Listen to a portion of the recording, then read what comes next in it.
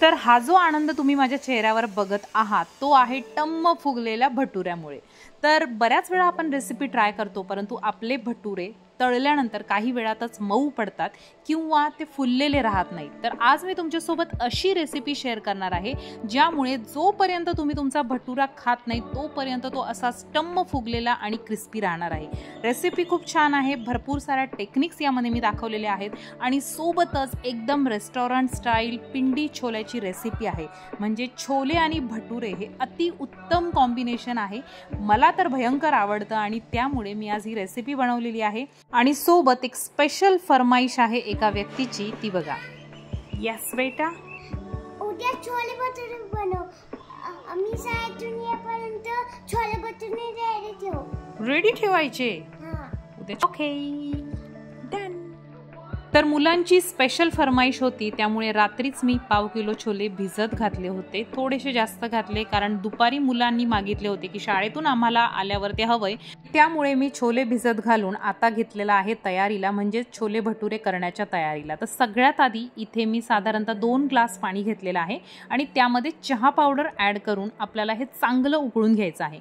बऱ्याच वेळा छोले आपण जेव्हा छोले भटुरे बनवतो किंवा ऑथेंटिक छोले बनवतो त्यामध्ये आपण चहा पावडरची पुरसुंडी करून ते छोले शिजताना त्यामध्ये घालत असतो, परंतु मला करताना अशी पद्धत आवडते की मी वेगळी चहा पावडरचं जे पाणी आहे ते बनवून घेते आणि त्यानंतर ते छोलेमध्ये घालते। तर आता इथे काही खडे मसाले मी घातलेले आहेत, यामध्ये दालचिनी, वेलची, हिरवी वेलची, त्यानंतर मोठी जी वेलची असते ती घातलेली आहे, स्टारफूल घातलेला आहे, तेजपान घातलेला आहे आणि हे जे चहा पावडरचं पाणी आहे ते चांगलं उकळल्यानंतर यामध्ये मी घालणार आहे, म्हणजे डायरेक्ट बॉईल करून होते।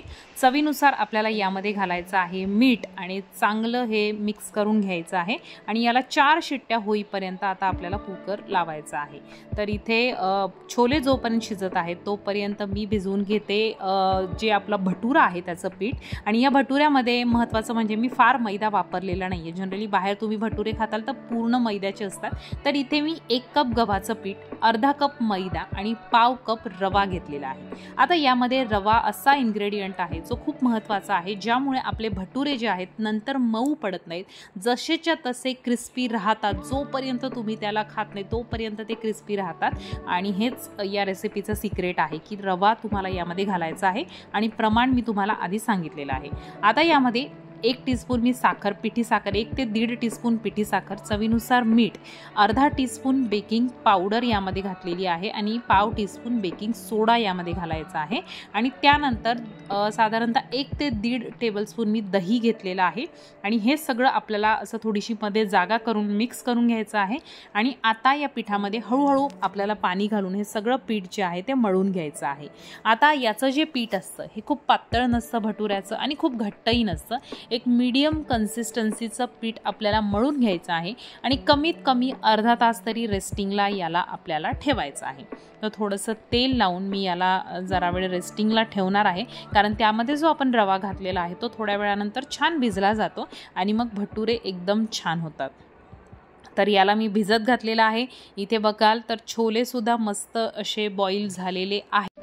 4 शिट्टी दिल्यानंतर हे जे छोले आहेत ते खूप छान मऊसर शिजल्या जातात आणि इथे आपल्याला थोडंसं चेक करून घ्या, जर नसेल शिजले, बऱ्याच वेळा कुकर टू कुकर डिपेंड करतं की कमी जास्त वेळ लागू शकतो आणि इथे तुम्ही बघाल तर अशा प्रकारे आपल्याला हे छोले जे आहेत ते शिजवून घ्यायचे आहेत, खूप जास्त पण नाही खूप कमी पण नाही, एकदम व्यवस्थित। आता इथे आपण या छोल्यांना फोडणी देणार आहोत आणि त्यासाठी इथे मी साधारणतः 2 टेबलस्पून तेल घेतलेलं आहे आणि यामध्ये थोड्याशा लवंग, मिरे, जी मसाला वेलची असते मोठी ती आणि हिरवी वेलची थोडीशी कुटून घेतलेली आहे, ज्यामुळे जी चव आहे ना त्या गरम मसाल्याची आणखीन छान लागते। त्यानंतर यामध्ये 2 लाल मिरच्या आणि त्यानंतर आलं लसूण पेस्ट घालून मी याला परतून घेतलेला आहे, साधारणतः 1 टेबलस्पून आलं लसूण पेस्ट आहे। आणि आता यामध्ये आपल्याला 1 टेबलस्पून एवढं बेसन ॲड करायचं आहे। आता बेसन घातल्यामुळे या ग्रेव्हीला असा मस्त असा दाटसरपणा येतो, ज्यामुळे आपली ग्रेव्ही जी आहे ती टोमॅटो आणि कांदा असा सेपरेट दिसत नाही, तर छान अशी मिळून आपली ग्रेव्ही तयार होते, जसं आपण बाहेर रेस्टॉरंटमध्ये खातो सेम त्याच पद्धतीने। आता यामध्ये थोडासा फोडणीलाच मी ओवा घातलेला घातलेला आहे, कारण छोले किंवा ज्या डाळीचे पदार्थ आपण जेव्हा खातो तेव्हा बऱ्याच वेळा ते पचायला जड असतात आणि त्यामुळे यामध्ये मी ओवा घातलेला आहे. आणि आता साधारणतः 2 मीडियम साईजचे कांदे किंवा 1.5 मोठे कांदे असतील तर 1.5 कांदा तुम्हाला घ्यायचा आहे. चांगला परतून घ्यायचा आहे ब्राउनिश होईपर्यंत, कारण जोपर्यंत कांदा चांगला परतला जात नाही ग्रेव्हीला टेस्ट येत नाही. तर कांदा चांगला ब्राउनिश झाला की मग यामध्ये 2 छोट्या टोमॅटोची पेस्ट किंवा 1 मोठा टोमॅटो तुम्ही इथं वापरू शकता, त्याची पेस्ट घालायची आहे. 1.5 टेबलस्पून धना पावडर, 1 टेबलस्पून आपल्याला इथे लाल तिखट, 1 टेबलस्पून छोले मसाला, पाव चमचा यामध्ये हळद घालणार आहोत, 1 टीस्पून गरम मसाला आपल्याला घालायचा आहे. आणि सगळ्यात महत्त्वाचं म्हणजे 1 टीस्पून चाट मसाला किंवा आमचूर पावडर घाला. जनरली आमचूर पावडरने खूप छान टेस्ट येते, पण नसेल तर तुम्ही याऐवजी चाट मसाला घालू शकता. आणि मसाले घातल्यानंतर थोडंसं पाणी घालायचं आहे. चवीनुसार मीठ आपण यामध्ये घालणार आहेत आणि चांगलं तेल सुटेपर्यंत याला परतून घ्यायचं आहे. आता हे छान परतलं गेलं की आपण जे छोले शिजवून घेतलेले आहेत ते छोले मी यामध्ये घातलेले आहेत आणि आपल्याला हे सगळं छान मिक्स करून घ्यायचं आहे. तर छोले मस्त असे मिक्स झाल्यानंतर ग्रेव्हीची कन्सिस्टन्सी तुम्ही बघू शकता, कलर बघू शकता, खूप छान असा ग्रेव्हीला कलर आलेला आहे. आणि आता काय करायचं आहे, एक मॅशर आपल्याला घ्यायचं आहे आणि या मॅशरने थोडे थोडे छोले आपल्याला मॅश करत जायचे आहेत. तर याने काय होईल, छोले थोडे मॅश झाले की भाजीला पण दाटसरपणा येतो आणि आपली ग्रेव्ही सुद्धा छान अशी घट्ट होते. तर फार नाही, परंतु थोडे थोडे आपल्याला छोले जे आहेत ते या ग्रेव्हीमध्ये चांगले मॅश करून घ्यायचे आहेत. आणि इथे तुम्ही बघू शकता थोडंसं मीठ तुम्ही इथे एकदा शेवटी चेक करा कमी जास्त असेल तर. आणि मस्त कोथिंबीर घालून आपली ग्रेव्ही जी आहे ती तयार झालेली आहे छोल्याची. आणि ती एवढी भारी झाली होती, मला दुसऱ्या दिवशीसुद्धा मुलं डिमांड करत होती की मम्मा कालसारखंच सगळं बनव. परंतु रोज रोज करणंही फार चांगलं नाही आहे, कारण आपण इथे थोडेसे तेलकट पदार्थ कधीतरी क्वचित थोडासा बदल म्हणून खाऊ शकतो. तर इथे तुम्ही बघा मस्त ग्रेव्हीला छान तवंग आलेला आहे आणि आपले छोले तर ऑलमोस्ट रेडी झालेले आहेत. भटुऱ्याचं पीठ आपण मळून ठेवलेलं आहे आणि याचा फ्लेवर एवढा भारी येत होता, घरामध्ये सगळ्या अरोमा पसरला होता.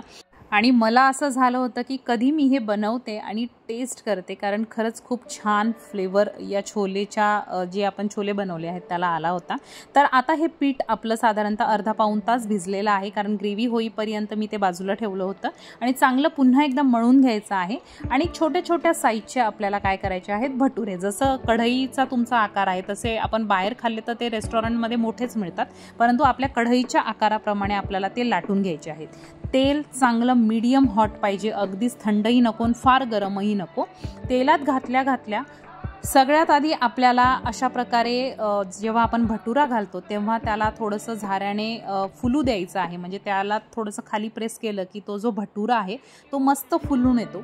फुलून आला की आता आपल्याला याला उलट करायचं आहे. आणि आता मात्र याला पुन्हा आपल्याला परतवायचं नाही किंवा उलट करायचं नाही आहे. आता एका पळीने या भटुऱ्यावर अशा प्रकारे तेल टाकत राहा जोपर्यंत भटुरा पूर्ण होत नाही किंवा पूर्णपणे छान असा क्रिस्पी होत नाही. आणि गॅसची फ्लेम जी आहे ती थोडीशी मंद असू द्या आणि यावर तेल घालत आपल्याला काय करायचं आहे, हा भटुरा तळायचा आहे. हा भटुरा आता उलट करू नका, खालच्या दिशेने सुद्धा मस्त होईल. आणि इथे तुम्ही बघा मला एवढा आनंद झाला होता, कारण भटुरे असे फुगतात तेव्हा खूप छान आणि जास्ती आनंद होत असतो. आणि विशेष म्हणजे हे जे भटुरे आहेत ते तुम्ही कितीही वेळ ठेवा अजिबात मऊ पडणार नाही, जसेच्या तसे फुग्यासारखे राहतात. तर इथे मागे तुम्ही बघू शकता तो भटुरा अजूनही तसाच आहे. मी दुसरा करायला घेतलेला आहे आणि असे खूप सारे मी बनवले तरीही ते भटुरे सगळेच्या सगळे तसेच होते. आणि तुमचा 1-2 भटुरा नाही फुगणार, प्रत्येक भटुरे तुम्ही जेवढे भटुरे बनवता यापासून तेवढे सगळे या रेसिपीमध्ये फुगतात. आणि ही खूप छान फुल प्रूफ रेसिपी आहे. त्यामुळे जर तुम्हाला कधी पाहुणे येणार असतील घरी तर तुम्हाला एक परफेक्ट रेसिपी हवी असेल तर ही रेसिपी तुम्ही ट्राय करू शकता. खूप छान आहे आणि तेवढीच टेस्टीसुद्धा आहे. छोलेसुद्धा अशाच प्रकारे एकदा बनवून बघा. छोल्यामध्ये जर तुम्हाला मिळाला अनारदाना तर अनारदाना अर्धा टीस्पून घाला, त्याने सुद्धा टेस्ट याची एन्हान्स होते. माझ्याकडे नव्हता सो मी स्किप केलेला आहे. आणि अशा प्रकारे आपल्याला भटुरे जे आहेत मस्त तळून घ्यायचे आहेत. तेल घालून यावर तळल्यामुळे वरचा भागसुद्धा खूप छान असा क्रिस्पी राहतो आणि मस्त बलूनसारखा आपला भटुरा तयार होतो. तर इथे हे 2 भटुरे मी तयार करून घेतलेले आहेत. बाकीचे भटुरे मुलं आल्यानंतर शाळेतून येतील तेव्हा त्यांना मस्त गरमागरम करून देणार आहे. तुम्ही आधीही करून ठेवू शकता जर तुमच्याकडे घाई असेल किंवा पाहुणे येणार असतील, पण सध्या मला तुम्हाला दाखवण्यासाठी मी 2 करून दाखवलेले आहेत. तर इथे तुम्ही बघू शकता छोले, पिंडी छोले जे आहेत ते सुद्धा रेडी आहेत. आणि या ग्रेव्हीची कन्सिस्टन्सी तुम्ही बघू शकता. तुम्हाला इथे कांदा टोमॅटो वेगळा दिसणार नाही. छान एकसारखी अशी ही ग्रेव्ही तयार झालेली आहे. खूप मस्त. तुम्हाला तिखटचं प्रमाण जर कमी जास्त हवं असेल तर थोडंसं ते करू शकता ॲडजस्ट, परंतु एवढं प्रमाण खूप छान आहे. लहान मुलंही खातात, घरातले सगळे व्यक्तीही मस्त खाऊ शकतात. आणि इथे आपले फायनली छोले भटुरे रेडी आहेत. खूप छान टेस्ट आहे आणि तुम्ही तर ट्राय करून बघणारच आहात. रेसिपी आवडली तर लाईकसुद्धा करणारच आहात हे मला माहिती आहे. त्यामुळे रिक्वेस्ट एकच आहे की व्हिडिओ आवडत असेल तर शेअर करत राहा. चॅनलवर नवीन असाल तर फॉलो सबस्क्राईब करायला विसरू नका. तर इथे बघा मस्त असा बलून याचा तयार झालेला आहे आणि तुम्हाला मी दाखवते की मधल्या बाजूने सुद्धा तो खूप छान असा फुगलेला आहे. तर खालच्या बाजूने सॉफ्ट असतो, वरच्या बाजूने क्रिस्पी असतो. आणि असा छोले भटुरेची प्लेट समोर आल्यानंतर आपण फक्त एकच गोष्ट करू शकतो, ती म्हणजे काहीही न बोलता खाऊ शकतो. तर मस्त कांद्यासोबत सुरुवात करा भटुरे खाण्यासाठी, कारण मी तर रेडी होते टेस्ट करण्यासाठी. मला तर खूप आवडलेले आहेत. तुम्ही सुद्धा ट्राय करा. भेटूयात एका नवीन व्हिडिओमध्ये एका छान रेसिपीसोबत. तोपर्यंत बाय बाय.